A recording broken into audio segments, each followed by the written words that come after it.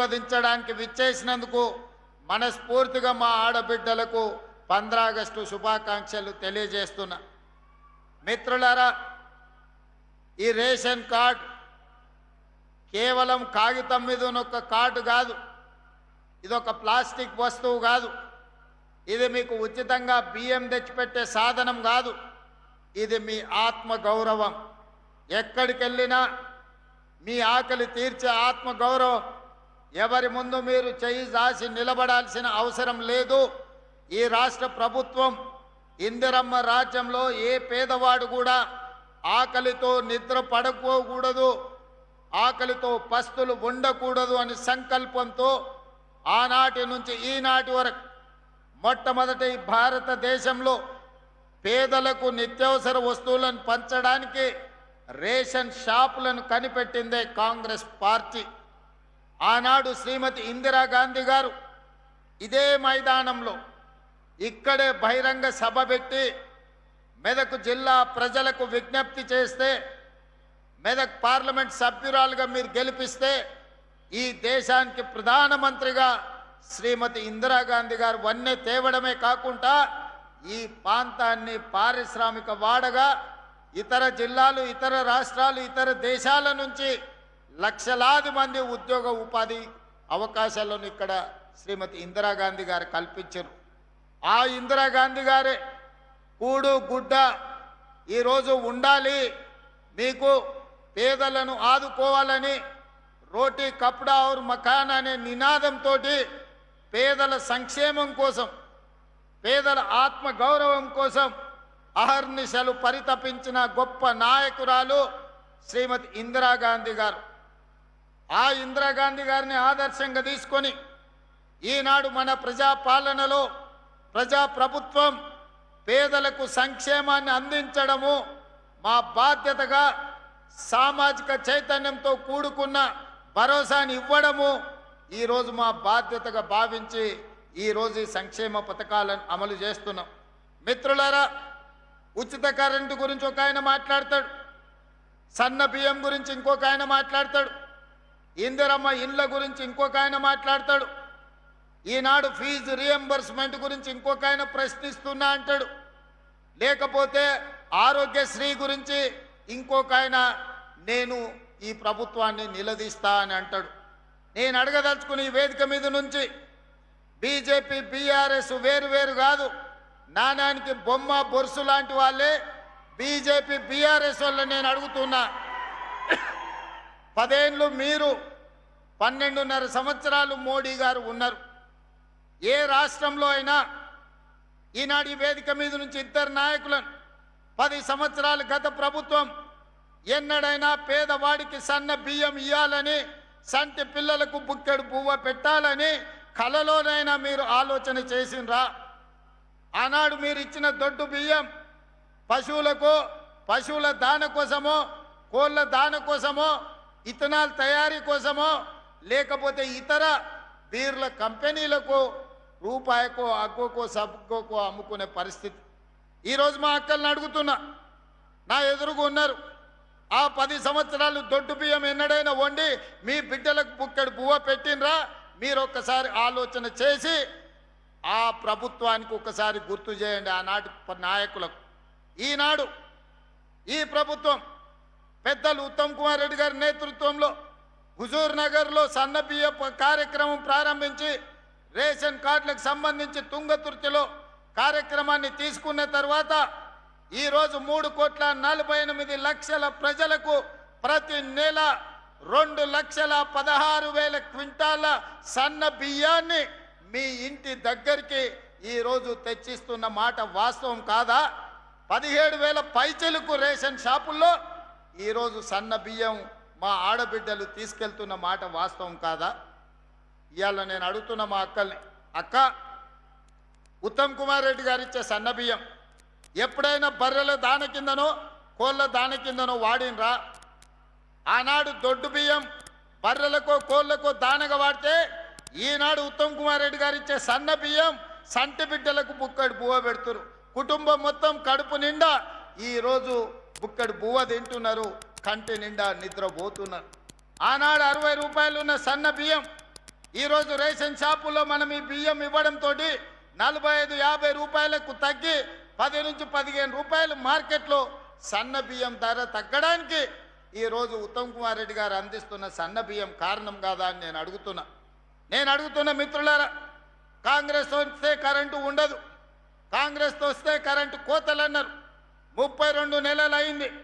ఈరోజు రైతాంగాన్ని నేను అడుగుతున్నా, ఏ ఒక్క క్షణమైన కరెంటు పోయిందా? ఈరోజు రాష్ట్రంలో గ్రామీణ ప్రాంతాల నుంచి తండాలలో, గూడాలలో, మారుమూల పల్లెల్లో ఉచిత కరెంటును అందిస్తున్న మాట వాస్తవం కాదా? ఈనాడు రైతులు ఆనందంగా వ్యవసాయం చేసుకుంటున్న మాట వాస్తవం కాదా? ఆనాటి ముఖ్యమంత్రి ఒరేసుకుంటే ఉరేసుకున్నట్టే అని ఆనాడు చెప్పిండు. ఆయన మాత్రం పక్కనే ఉన్న మెదక్ జిల్లాలో ఫామ్ హౌస్లో 100 ఎకరాలలో ఒరేసుకొని 4,200 రూపాయల క్వింటాల్కు కావలసిన కంపెనీలకు అమ్ముకున్నాడు. ఆనాడే నేను చెప్పిన, తెలంగాణ రాష్ట్ర రైతాంగం కాంగ్రెస్ అధికారంలోకి వచ్చిన తర్వాత మీరు పండించే వరి ధాన్యాన్ని మేము కొనుగోలు చేస్తామని చెప్పినాం. ఈనాడు మీరు పండించిన వరి ధాన్యాన్ని కొనుగోలు చేయడమే కాదు, ఉత్తమ్ కుమార్ రెడ్డి గారు 500 రూపాయల బోనస్ ఇచ్చి చివరి గింజ వరకు మీ పంటలను కొన్న చరిత్ర ఈనాటి ప్రభుత్వంలో మీ కళ్ళతోనే చూస్తున్నారు కదా. మరి ఆనాటి ప్రభుత్వానికి ఎందుకు ఈ చిత్తశుద్ధి లేకుండా పోయింది? ఒరేసుకుంటే ఉరేసుకున్నట్టే అని చెప్పి ఆయన పొలంలో 100 ఎకరాలల్లా వరి పండించుకున్న విషయాన్ని తెలంగాణ ప్రజలు మర్చిపోయినారని అనుకుంటున్నారా? మరి ఈనాడు మీకోసం కష్టమైన బరువైన 500 రూపాయల బోనస్ తోని ఈరోజు వడ్లు కొనుగోలు చేయడమే కాదు, ఆ వడ్లను బియ్యంగా మార్చి 3,48,00,000 మంది పేదలకు సన్న బియ్యాన్ని అందించే కార్యక్రమాన్ని మన ప్రభుత్వం ముందుకు తీసుకెళ్తున్నది కదా. ఈ రకంగా ఆనాడు రైతు బంధు అన్నాడు, 10,000 రూపాయలు ఎకరాకన్నాడు. నేను రైతు బంధు చేయలేదు, రైతు భరోసా మీద ఇంకా 2,000 పెంచి 12,000 రూపాయలు ఎకరాకి ప్రతి సంవత్సరం 32 నెలల్లో 36,000 కోట్ల రూపాయలు రైతు భరోసా పథకం కింద 70 లక్షల రైతుల ఖాతాలలో మా ప్రభుత్వం ఇందిరమ్మ రాజ్యంలో ఈరోజు రైతుల ఖాతాలో నగదు బదిలీ చేసినాం. నేను సవాల్ విసురుతున్న చంద్రశేఖరరావు గారికి, నీ జిల్లా గడ్డ మీద నుంచి రా, శాసనసభలో చర్చిద్దాం. రైతుల కోసం మేము చేసిన మేలు ఏందో, మీరు చేసిన అన్యాయం ఏందో ఈరోజు మాట్లాడదామని నేను అంటున్నా. అదేవిధంగా ఆనాడు 1,00,000 రూపాయల రుణమాఫీ అన్నాడు, 4 విడతలు అన్నాడు, అసలు ఇస్తా అన్నాడు, మిత్తి ఇస్తా అన్నాడు. 2 సార్లు ముఖ్యమంత్రి అయినా 6 లక్షల రూపాయల రుణమాఫీ చేయలేదు. ఆయన ఇచ్చిందంతా మిత్తికే సరిపోయింది.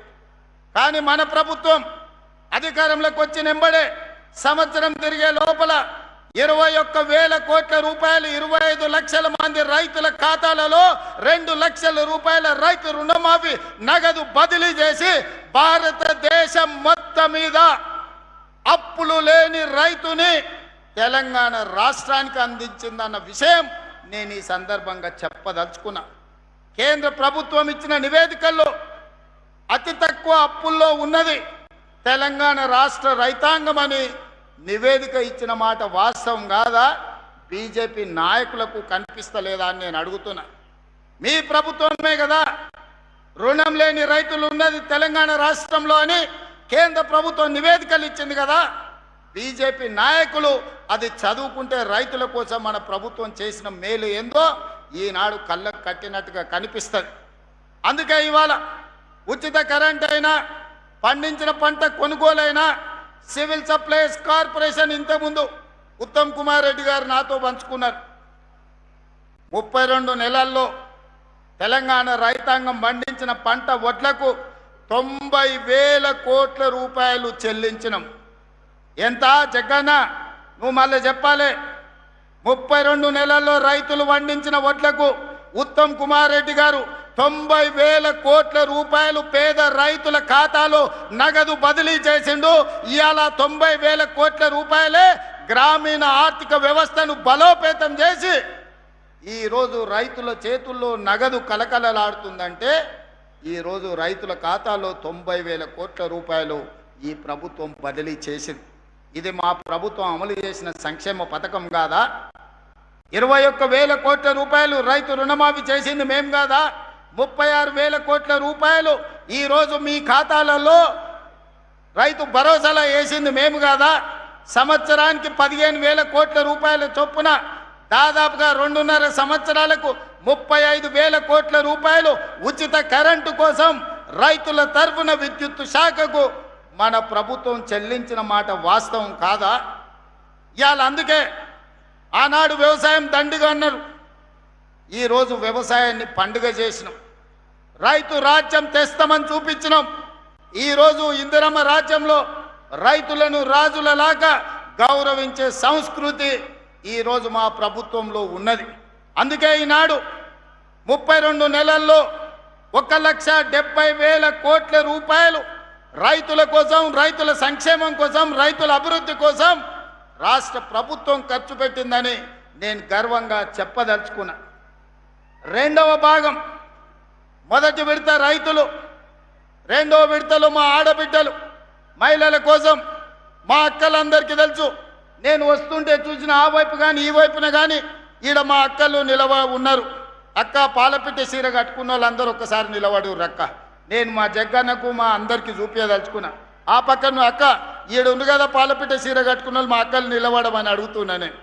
ఒక్కసారి కెమెరాలు అక్కడ తిప్పండి, ఈ పక్క ఆ పక్క కెమెరాలు తిప్పండి. మా అక్కలు ఎంతమంది పాలపిట్టల లెక్క ఈ చీరలు కట్టుకొని వచ్చిండ్రు. ఈ చీరలు ఎవరు పెట్టిండ్రు? వాళ్ళ తమ్ముడు రేవంత్ రెడ్డి పండుగకు సారే అని పాలపిట్ట చీర పెడితే ఈ తమ్ముడిని ఆశీర్వదించడానికి వేలాది మంది పాలపిట్టలాగా ఈ చీర కట్టుకొని వచ్చారు. నేను అడుగుతున్న బీఆర్ఎస్ వాళ్ళను, ఆనాడు మీరు బతుకమ్మ చీరలను ఇచ్చిండ్రు, ఏ ఆడబిడ్డన మీరు ఇచ్చిన చీర కట్టుకున్నదా? లేకపోతే ఆ చీరలు తీసుకెళ్లి పొలాల కాడ అడవి పందులను బెదిరించడానికో, లేక పంట తింటున్న పిట్టలను బెదిరించడానికో కట్టిండ్రు తప్ప ఎన్నడన్నా ఆడబిడ్డలు మీరు ఇచ్చిన బతుకమ్మ చీర కట్టుకున్నారా? మీ బతుకు జడ బతుకమ్మ చీరల్లో కూడా కమిషన్ కొట్టి ఆ పాపానికి కొట్టుకుపోయి ఫామ్ హౌస్లో బందీ అయి బతుకుతున్నారు. మీరు కూడా మమ్మల్ని విమర్శిస్తారా? ఇవాళ 1 కోటి మంది ఆడబిడ్డలకు పాలపిట్ట చీరలు పోయిన సంవత్సరం ఇచ్చిన, ఈ సంవత్సరం డిసెంబర్లో మళ్ళీ మా అక్కలకు సారె కింద చీర పంపిస్తున్నా. ఈసారి చిలకపచ్చ చీర పంపిస్తా. మా అక్కలందరూ సంతోషంగా పండుగ పూట ప్రభుత్వ కార్యక్రమాల్లో వచ్చే సంవత్సరం చిలకపచ్చ చీర కట్టుకొని రావాలి. అదేవిధంగా స్వయం సహాయక సంఘాలు ఆనాడు 0 వడ్డీ గుండు సూన పెడితే సీతక్క వచ్చిన తర్వాత మా ప్రభుత్వంలో భట్టి గారు 60,000 కోట్ల రూపాయలు 0 వడ్డీతోని ఆడబిడ్డలకు ఇప్పించి బ్యాంకు లింకేజ్ ఈరోజు 2,000 కోట్ల రూపాయలు ఈరోజు మిత్తి కింద బ్యాంకులకు చెల్లించడం. ఇదే కాదు, ఈనాడు పెట్రోల్ బంకుల వ్యాపారం చేస్తున్నారు. ఈనాడు హైటెక్ సిటీ పక్కన స్టాల్స్ పెట్టి ప్రపంచానికి వాళ్ళు ఉత్పత్తి చేసిన వస్తువులను అమ్ముతున్నారు. అదేవిధంగా ఈనాడు సోలార్ విద్యుత్ ఉత్పత్తి చేస్తున్నారు. మా ఆడబిడ్డలకు ప్రభుత్వం వచ్చిన 2వ రోజే డిసెంబర్ 9, 2023 నాడు మహాలక్ష్మి పథకం ద్వారా ఆర్టీసీ బస్సుల్లో ఉచిత ప్రయాణాన్ని అందించినాం. ఆ ఎల్లా అడిగారు మా అక్కలు, అయ్యా కండక్టరు మరి టికెట్ పైసలు అడిగితే ఏం చెప్పాలి? నేను ఒకటే చెప్పిన మా అక్కలకు, అక్క మీ పర్సులో మీ తమ్ముని ఫోటో పెట్టుకోండి. ఎవరన్నా కండక్టర్ బస్ కిరాయి అడిగితే ఇట్లా తీసి ఫోటో చూపించి మా తమ్ముడు పట్నంలో ఉంటాడు, బస్ కిరాయి పైసలు ఇస్తాడు, పోయి అడుగుపోను రాని. ఇవాళటి వరకు మా అక్కల్ని అడుగుతున్నా, అమ్మగారింటికి పోయినా, అమ్మవారిని దర్శించుకోనికి పోయినా ఎవరన్నా మిమ్మల్ని బస్ కిరాయి అడిగినరా? అక్క ఎవరన్నా కిరాయి కట్టమని అడిగినరా? చెయ్యి అడ్డం పెడితే బస్ ఆపీరు, మీరు దిగుతున్న కాడ దించిపోయినరు తప్ప ఎవరన్నా ఒక్క పైసా మిమ్మల్ని అడిగినరా? ఇది ఉచితంగా రాలే. మీ తరఫున మంత్రి పొన్నం ప్రభాకర్ గారికి 11,000 కోట్ల రూపాయలు 32 నెలల నేను బస్ కిరాయిలు కట్టిన మా ఆడబిడ్డల కోసం. ఒక్క పైసా వాళ్ళని అడగొద్దు, అన్ని పైసలు ఎన్ని కోట్లైనా నేనే కడతా. రాష్ట్రం నలుమూలల మా ఆడబిడ్డలు ఎక్కడికి పోయినా, అమ్మగారింటికి పోయినా, అమ్మవారిని దర్శించుకోవాలన్నా అంతకుముందు ఇంటి ఆయన కాడ చేయి చాపితే ఈసడించుకునేటోళ్ళు. అత్తనేమో అమ్మ పోయి వంటింట్లో వంట చేయిపో, రొట్టెలు చేయిపో అని అనేది అత్త అమ్మగారింటికి పోయేస్తా అంటే. ఇవాళ మా అక్కలకి ఎవరిని అడగాల్సిన పని లేదు. ఇంటి ఆయన బావి కాడిపోతే అమ్మగారి ఇంటికి పోయి అమ్మని చూసి మళ్ళీ ఇంటికి వచ్చేటట్టు వెసులుబాటు ఉన్నది ఇవాళ. మరి ఈ బస్సులు ఉచితంగా మీకు ఇచ్చిన మాట వాస్తవం కాదా అక్క? ఇవాళ మీకోసం 1000 బస్సులు కొనిచ్చి బస్సుల ఉచిత ప్రయాణమే కాదు 1000 బస్సులకి మిమ్మల్ని యజమానులను చేసిన మాట వాస్తవం కాదా? ఆ రిలయన్స్, అదానీ, అంబానీలు విద్యుత్తు లేకపోతే పెట్రోల్ వ్యాపారంలో ఉంటే ఇవాళ మా ఆడబిడ్డలకు ఆ వ్యాపారం అందుబాటులోకి తెచ్చింది నిజం కాదా? బడి పిల్లలకు 27 లక్షల మంది పిల్లలకు బట్టలు కుట్టే బాధ్యత ఆనాడు పెద్ద పెద్ద కంపెనీలకు ఇస్తే ఆ కంపెనీలను మెడల్ పట్టి దొబ్బి ఈ ఆడబిడ్డలకు ఇచ్చిన మాట వాస్తవం కాదా? 27,000 స్కూళ్ళు రాష్ట్రంలో ఉంటే స్కూళ్ళ మెయింటెనెన్స్ మొత్తం అమ్మ ఆదర్శ పాఠశాల పేరు మీద మా ఆడబిడ్డలకు అప్పచెప్పిన మాట వాస్తవం కాదా? ఇవాళ ప్రతిదీ ఇందిరమ్మ ఇల్లు మొదటి విడత 4.5 లక్షలు, రెండో విడత 2.5 లక్షలు, 7 లక్షల ఇందిరమ్మ ఇల్లు ఇస్తే ఆడబిడ్డల పేరు మీదనే ఇల్లు ఉండాలి అని ఆడబిడ్డల పేరు మీద ఇవాళ ఇందిరమ్మ ఇల్లు మంజూరు చేసి 5 లక్షల రూపాయలు ఉచితంగా మీ ఖాతాలో వేస్తున్న మాట వాస్తవం కాదా? ఊరున ఇవాళ ఇందిరమ్మ ఇండ్లు కట్టుకుంటున్నది నిజం కాదా? అందుకే ఆయన చెప్పిన ఇవాళ మళ్ళీ చెప్తున్నా, ఆనాడు ఊరిచ్చిండు, డబల్ బెడ్రూమ్ ఇండ్లు అన్నాడు, డబ్బా కొట్టిండు. ఆ రోజు కొడుకు వస్తే కొడుకు కోడలు ఉంటే ఆడుంటారు, అల్లుడు బిడ్డ వస్తే ఏడవంటారు, కోడి పిల్లను కుక్క పిల్లను ఉంటే ఏడగట్టేసుకుంటారు అని అహనా పెళ్ళంటలో కోట శ్రీనివాసరావు కోడిని పైన కట్టి కింద ఉత్తపువ్వ తిన్నట్టు ప్రజలకు కథలుగా చెప్పిండు ఆయన.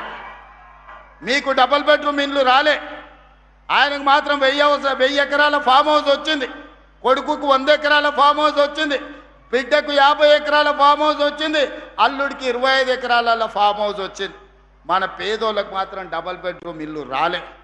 నిజంగానే ఆ ప్రభుత్వానికి చిత్తశుద్ధి ఉంటే సంవత్సరానికి 2 లక్షల ఇండ్లు కట్టినా 10 ఏళ్లలో 20 లక్షల ఇండ్లు కట్టే అవకాశం ఉండే, 20 లక్షల పేదోళ్లను ఓ ఇంటి వాళ్ళని చేసి వాళ్ళ ఆత్మగౌరవాన్ని నిలబెట్టే అవకాశం ఉండే. కానీ ఏ రోజు కూడా ఆయనకు సోయి లేదు. ఆయన సోకుల మీదనే ఆయనకు ఆలోచన 10 ఎకరాలల్లా ప్రగతి భవన్ అని పెద్ద గడి కట్టుకున్నాడు, ఫామ్ హౌజులు కట్టుకున్నాడు, కానీ మీకు మాత్రం ఇయ్యలే. కానీ మీ తమ్ముడు 2 ఏళ్లల్లా 7 లక్షల ఇండ్లు పేదలకు కట్టించి ఊరూర ఇందిరమ్మ ఇండ్లు ఉన్నాయి. అందుకే ఆ రోజు చంద్రశేఖరరావు గారికి సవాల్ విసిరిన, ఏ ఊరిలో నువ్వు డబుల్ బెడ్రూమ్ ఇల్లు కట్టించినవో ఆ ఊర్లో ఓట్లు నువ్వేపించుకో, ఏ ఊర్లో ఇందిరమ్మ ఇండ్లు నేను కట్టించునో గా ఊర్లో నేను ఓట్లు వేయించుకుంటా, నీకు డిపాజిట్ వస్తే చూస్తా అని సవాల్ విసిరిన. ఇవాళ కూడా సవాల్కు కట్టుబడి ఉన్నా. హనుమాన్ల గుడి లేని ఊరు ఉండొచ్చు, నీళ్ళ ట్యాంకు లేని ఊరు ఉండొచ్చు, రోడ్డు లేని ఊరు ఉండొచ్చు, బడి లేని ఊరు ఉండొచ్చు, ఇందిరమ్మ ఇండ్లు లేని ఊరు తెలంగాణ రాష్ట్రంలో లేదు, ఉండదు. ఇవాళ ఇందిరమ్మ ఇండ్లు గ్రామాన అందించినాం. ఇవాళనే 2.5 లక్షల పెన్షన్లు మంజూరు చేసినాం. మా అక్కలందరికీ సూచన చేస్తున్నా, వితంతువులు కానీ, ఒంటరి మహిళలు కానీ, భర్తలు చనిపోయిన వాళ్ళు కానీ ఎవరున్నా అప్లికేషన్ పెట్టుకోండి.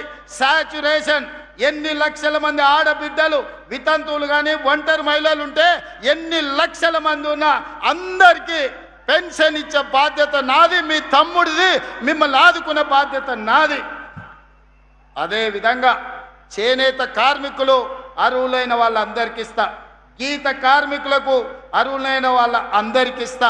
అదేవిధంగా వివిధ రకాల వ్యాధులు ఉన్న వాళ్ళకు కూడా ఈనాడు పెన్షన్ ఇవ్వాలని మన ప్రభుత్వం నిర్ణయం తీసుకున్నది.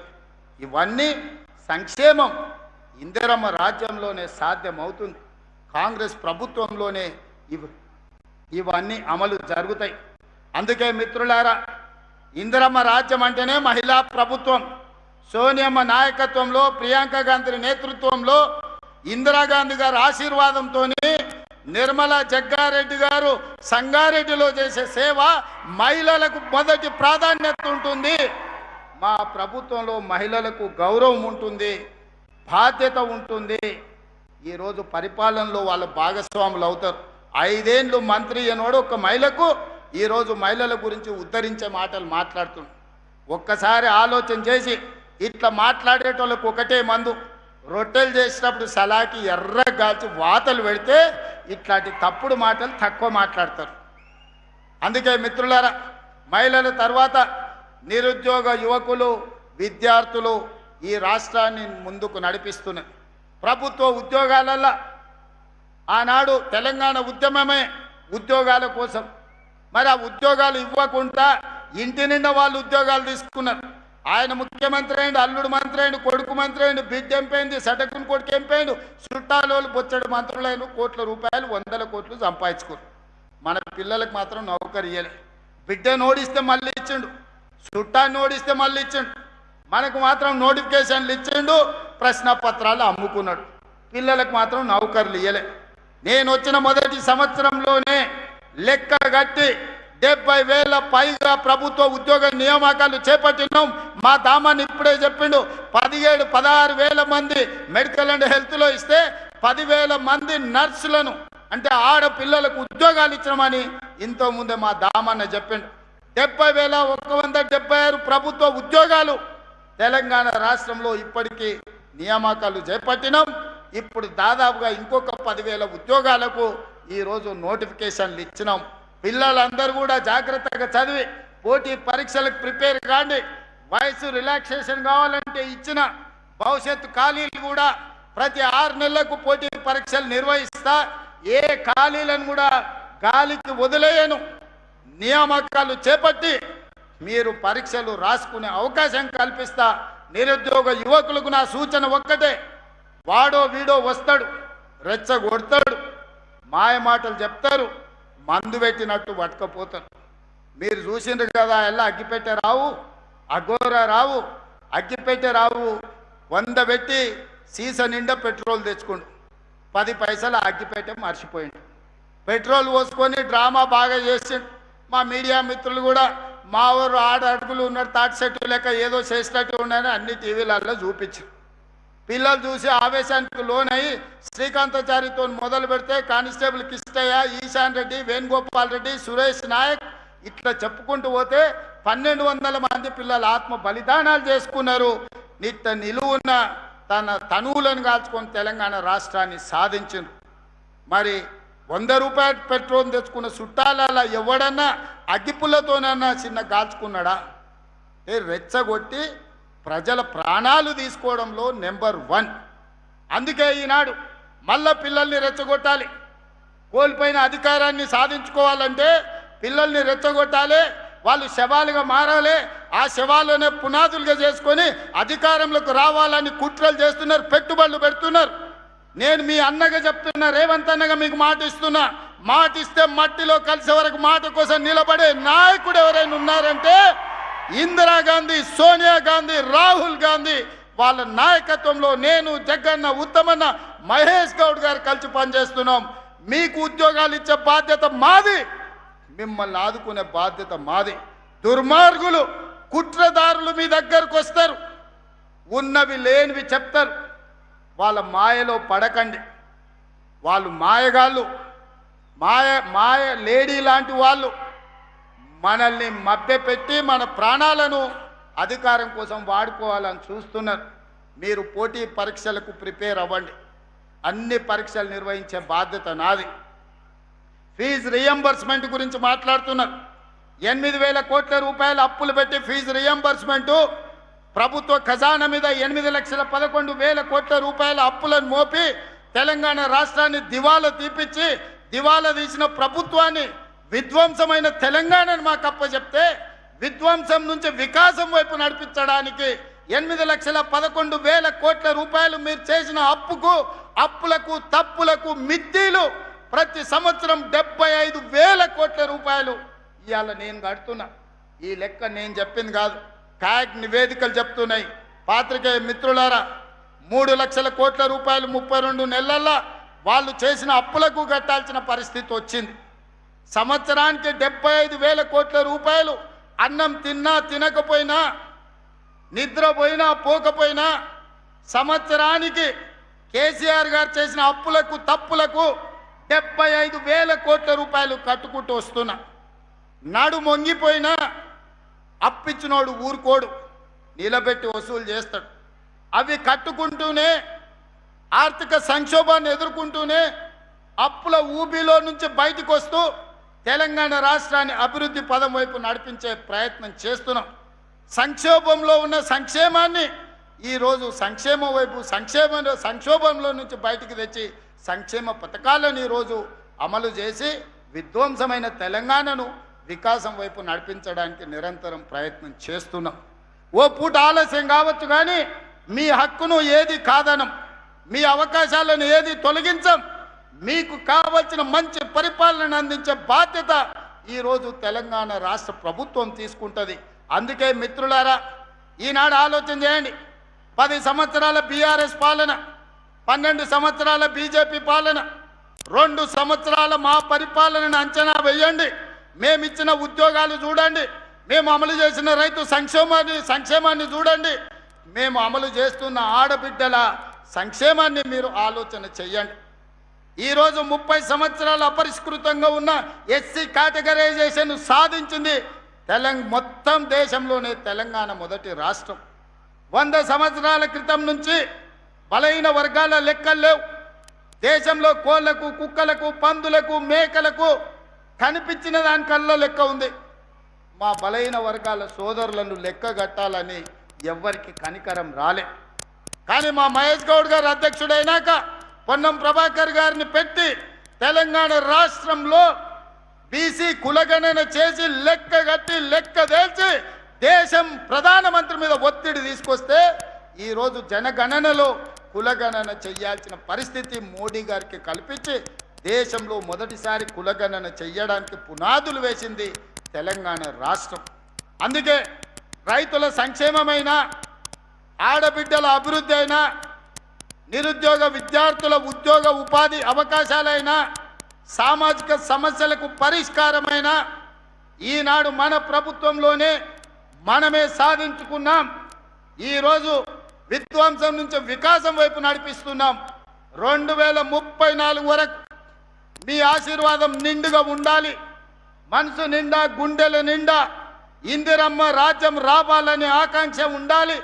మీ ఆశీర్వాదం ఉంటే సాధించలేనిది ఏది లేదు. మీకు ఇచ్చిన ప్రతి మాట నిలబెట్టుకుంటామని చెప్పి నేను ఈ వేదిక మీద నుంచి విజ్ఞప్తి చేస్తున్నా. అన్ని కుట్రలు చేసిరు, కుతంత్రాలు చేసిరు, పన్నాగాలు వండిరు, టీవీలలో చూపించారు, సోషల్ మీడియాలో పెట్టారు. ఇక శాతం అయితలేదని నిన్నమన్న ఒక ఆయన పోయిండాయా, తమిళనాడు రాష్ట్రం పోయిండు, కర్ణాటక రాష్ట్రం పోయిండు. ఏమైనా మంచి కోరుతాడు అనుకున్నా, మంచి కోరలే, అఘోర పూజలు చేస్తున్నాడా. ఇంత ఘోరం ఎక్కడ నన్ను ఉంటుందా? అసలు మడిసన్నోడు 10 ఏళ్ళు మంత్రిగా చేసినోడు, అన్నం తినేటోడు ఎవడన్నా ఈ రాష్ట్రంలో కరువు రావాలి, రైతులు చచ్చిపోవాలి, సంక్షోభం రావాలి, ప్రభుత్వం కూలిపోవాలి, మొత్తం రాష్ట్రం అల్లకల్లోలం అయిపోయి శవాల మీద అధికారంలోకి రావాలని అఘోర పూజలు, అర్ధరాత్రి పూజలు, ఇంత దుర్మార్గుడు ఎవడన్నా ఉంటాడా? నా మీదనో మా మహేష్ గౌడ్ మీదనో చేతబడి చేసిందంటే మేము ఎట్లైనా ఎదుర్కొంటాం. ప్రజల మీద చేతబడులు చేసేదేంది? ఇట్లాంటి వాళ్ళు ప్రజా జీవితానికి అర్హత ఉన్నదాన్ని నేను అడుగుతున్నా. ఈ రకమైన చేతబడులు ఇవాళ ఆయన సన్నాయి నొక్కులు నొక్కుతుండు. ఒక ఆయన మహేష్ గౌడ్కు నోటీస్ అన్నాడు. నేను సూటిగా అడుగుతున్న, మెదక్ గడ్డ మీద నుంచి మీరు బాత్రూమ్కి పోయినా, చెట్టు కింద చెట్లకు పోయినా మీ సోషల్ మీడియాలో ఫోటోలు పెడతారు, వీడియోలు పెడతారు కదా. మీరు శివమొగ్గ గుళ్ళె పూజ చేస్తే ఎందుకు పెట్టలే? పోయినట్టు ఎందుకు చెప్పలే? కర్ణాటకలో, తమిళనాడులోనో నువ్వు పోయిన గుళ్ళకు పోయినట్టు నీ సోషల్ మీడియాలో కానీ లేకపోతే నీ దినచర్యలో ఎక్కడ కూడా ఎందుకు ప్రకటించలే? ఎందుకు రహస్యంగా ఉంచినావు? గుడికి పోతే దండం పెట్టుకుంటాం, గుడి బయటకు వచ్చి 4 మంచి ముట్లకు మాట్లాడతాం. మేము తిరుపతి పోయినా, శ్రీశైలం పోయినా, యాదగిరిగుట్ట పోయినా, రాజన్న సిరిసిల్ల పోయినా, సమ్మక్క సారలమ్మ పోయినా మీడియాని అందరిని పిలిచి దర్శనం చేసుకొని 10 కాలాల పాటు రాష్ట్రం సుభిక్షంగా ఉండాలని మేము విజ్ఞప్తి చేస్తాం. మరి నువ్వెందుకు శివమొగ్గ గుడికి పోయింది చెప్పలేదు? పిల్లి మొగ్గలు ఎందుకు వేస్తున్నావు? తమిళనాడులో ఏ గుడులకు పోయినావు నువ్వు? ఆ గుళ్ళల్లో జరిగే అఘోర పూజలేంటివి? నీకు పూజలు చేసిన పూజారులు ఎవరు? వాళ్ళ వివరాలు బయట పెట్టు. ఇవాళ బావ కోసం బామ్మాడిది దిగిండు. బామ్మాడిది మా బావ మంచి గుడికి పోయినని చెప్పి పక్కన ప్రెస్ వాళ్ళకి అంటున్నాడు. ఈ కాంగ్రెస్ వాళ్ళకి తెలియదు, వాళ్ళ కోసం కాదు, మా మీద శాతబడి చేపించిన. అందుకే మా నాయన ఫామ్ హౌస్ల నుంచి బయటకు వస్తలేడు, అష్ట దిగ్బంధం చేసి శాతబడి చేశాని బామ్మాడితే పక్కన ఉన్న ప్రెస్ వాళ్ళకి చెప్తున్నాడు. వాళ్ళు వచ్చి మాకు చెప్తారు, గిదయ వీళ్ళ బుద్ధి, వీళ్ళ నీతి, వీళ్ళ జాతి. చివరికి అధికారం కోసం ఎంత దిగజారుతారంటే 4 కోట్ల తెలంగాణ ప్రజల మీద చేతబడి చేసి ఈరోజు రాష్ట్రంలో సంక్షోభం తీసుకురావాలని వాళ్ళు ప్రయత్నం చేస్తే మా చిత్తశుద్ధి, మా ప్రయత్నంలో లోపం లేదు. కాబట్టే మానవ ప్రయత్నం తర్వాత దైవ సంకల్పం ఉండాలి, దేవుడి ఆశీర్వాదం ఉండాలి. ఎలినినో వచ్చిన సందర్భంలో ఎల్లంపల్లి నిండి ఈరోజు గోదావరి నీళ్లు వరదలై పారుతున్నాయి, కృష్ణా నదిలో నీళ్లు వచ్చినాయంటే మా సంకల్పం గొప్పది, మాకు దేవుడు ఆశీర్వాదం ఉన్నది, మా ఆలోచనలు మంచివి. కాబట్టే దైవ సంకల్పం మాకు తోడై తెలంగాణ రాష్ట్రాన్ని అభివృద్ధి పదం వైపు నడిపిస్తున్నాం. అందుకే మిత్రులారా, దేవుడి ఆశీర్వాదంతో పాటు మీరందరూ అండగా నిలబడాలి, మీ అందరు ఆశీర్వాదం ఉండాలి. మీ అభిమానంతో 2034 వరకు ఇందిరమ్మ రాజ్యం అధికారంలో ఉంటుంది. సంక్షేమ పథకాలను అమలు చేస్తాం, రాష్ట్రాన్ని అభివృద్ధి పదం వైపు నడిపిస్తాం, దేశంలోనే తెలంగాణని మొదటి రాష్ట్రంగా నిలబెడతాం. చివరగా ఒక్క మాట ముగించే ముందు ఆయన జగ్గన్న జర నిలబడా, జగ్గారెడ్డి గారు జర నిలబడమని జర గిట్ల ముందలికిరా. ఈయన మీ నాయకుడే కదా, నాకైతే ఫ్రెండు, నీకైతే నాయకుడినా, నాకు 30 ఏళ్ళ నుంచి దోస్తినా. ఈయన అప్పుడప్పుడు నేను నిలబడను, నేను అది కాదు, నేను ఇది కాదు అని ఏదేదో మాట్లాడుతున్నాడు. ఈయన నిలబడేది నిలబడంది నేను కానీ, మా మహేష్ గౌడ్ కానీ, మా ఉత్తమన్న కానీ నిర్ణయించాం. జగ్గారెడ్డి కూడా నిర్ణయించలేడు. జగ్గారెడ్డి నిలబడాలన్నా వద్దా, నిలబడితే యాడ నిలబడాలనో రాహుల్ గాంధీ డిసైడ్ చేస్తాడు. రాహుల్ గాంధీ డిసైడ్ చేస్తాడు. నేను కార్యకర్తలకు చెప్పదలుచుకున్నా, ఇంకోసారి జగ్గారెడ్డి నేను నిలబడతలేను, అది లేదు ఇది లేదంటే వారం రోజులు రూమ్లు వేసి బంద్ పెట్టి అన్నం పెట్టకూరి. నిలబడేది నిలబడింది, నిలబడితే నిలబడేది ఆయన చేతిలో లేదు, అది రాహుల్ గాంధీ గారు నిర్ణయిస్తాడు. ఆయన రాముడైతే ఈయన హనుమంతుడు, మీకు తెలుసు కదా, రాముడు ఆజ్ఞ హనుమంతుడు, గీత కూడా దాటాడు, చిన్న లైన్ కూడా దాటాడు. కాబట్టి మీరు అదృష్టవంతులు, ఒక రకంగా దురదృష్టవంతులు. జగ్గన్న గెలుచుంటే ఇవాళ ముఖ్యమైన పాత్రలో ప్రభుత్వంలో ఉండేటోడు. మీ దురదృష్టం అది. కానీ మీ అదృష్టం ఏంటంటే ఓడిపోయినా మీ ఎంబడే పిచ్చోన్లాగా మీతోనే తిరుగుతున్నాడా. నేను 100 సార్లు లేపిన, సిగ్గులేనాడరా పట్నంలో జరిసేపు నా ఎంబడా నుండి ఏం దాచిపెట్టిన లడ్డు సంగారెడ్డిలో అంటే తెల్లారగట్ల మళ్ళీ మీ దగ్గరికి వస్తాడు, జరిసేపు మా దగ్గర ఉంటాడు, మళ్ళీ ఎంబడే వచ్చి మీ దగ్గర ఉంటాడు. ఇంత మంచోడు. మీరు 100 కోట్లు ఇచ్చినా మీకు నాయకుడు దొరకడు, 1000 కోట్లు ఇచ్చినా, వజ్రాలు ఇచ్చినా దొరకడు. ఆయన మీ మీద చూపించే ప్రేమ ఎనలేనిది. ఇట్లాంటి నాయకులు ప్రజా జీవితంలో ఉండాలి. నేను జగ్గన్నను సంతోషపెట్టడానికో టీవీలో స్క్రోలింగ్కో చెప్తలేను, నేను మనసు నిండా నమ్మింది చెప్తున్నా. ప్రజలకు ఏదైనా కుటుంబాన్ని కూడా వదిలేసుకొని, పిల్లల ఇల్లు వాకిలి పెళ్ళి అన్నీ వదిలేసి ప్రజల కోసం తిరిగే నాయకుడికి ఒకవేళ మార్కులు వేస్తే తెలంగాణ రాష్ట్రంలో నెంబర్ 1 జగ్గారెడ్డి వస్తారు. నాకంటే కూడా నేను నా కుటుంబం, మా అన్నదమ్ముళ్ళు, మా ఫ్యామిలీని చూసుకుంటూనే రాజకీయం చేస్తా. ఈయన అన్ని వదిలేసి మీకోసమే చేస్తుండు. జగ్గన్న మిమ్మల్ని కాపాడుకున్నాడు కాదు, జగ్గన్నను కాపాడుకునే బాధ్యత మీది. ఆ బరువు మీ మీద పెట్టి నేను వెళ్తున్నా. మీరందరూ మాట ఇస్తారు కదా జగ్గన్నను కాపాడుకునేటందుకు. ఇస్తారా? ఇస్తారా అన్నోళ్ళు అందరు చేయి పైకెత్తూరి. అందరూ అక్కకిచ్చేది అక్కకిస్తాం, అన్నకిచ్చేది అన్నకిస్తాం. ఏ పొత్తుల పంచాయతీ ఏం లేదు. అక్క చైర్పర్సన్ ఇచ్చినాం, రేపు భవిష్యత్తులో సంగారెడ్డి అక్కకిస్తే జగ్గారెడ్డికి ఇంకోటి ఇవ్వచ్చు రాహుల్ గాంధీ. ఏమిస్తాడో నాకు తెలియదు. బోసరాజు గారికి కర్ణాటకలో ఏమి లేకుంటేనే మంత్రిని చేసి తర్వాత ఎమ్మెల్సీని చేసిండు రాహుల్ గాంధీ కర్ణాటకలో. ఇక్కడ కూడా ఏం జరుగుతుందో నాకు తెలియదు. కానీ జగ్గారెడ్డి ప్రజా జీవితంలో ఉండాలి. ప్రజల మేలు కోరుకునే నాయకుడు ఎప్పుడు ప్రజా జీవితంలో ఉంటే అది మనకు గౌరవం, గుర్తింపు, మీ ప్రాంతానికి కూడా మర్యాద. ఇవాళ అదే జగ్గారెడ్డి గెలుచుంటే మీ ప్రాంతానికి ఎంతో మేలు జరుగుండే. అయినా మీ మధ్యలోనే ఉంటున్న జగ్గారెడ్డికి మీరు అండగా నిలబడండి అని ఒక సోదరుడుగా కాంగ్రెస్ పార్టీ